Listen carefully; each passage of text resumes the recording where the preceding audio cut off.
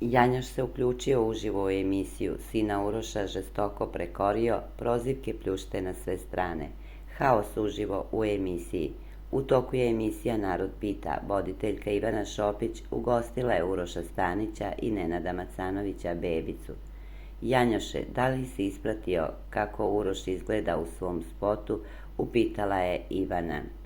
Mene je blam kako on izgleda u spotu, ovo je ko devojčica, rekao je Janjoš.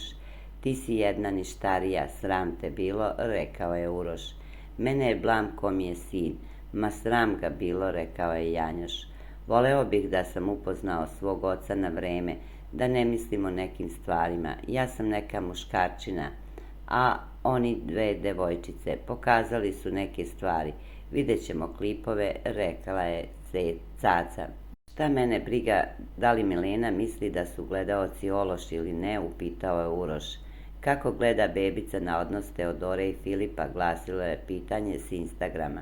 Nema šta, video sam sve što su pričali, mene s tim ne mogu da povrede, ja sam to sve već gledao, rekao je bebica.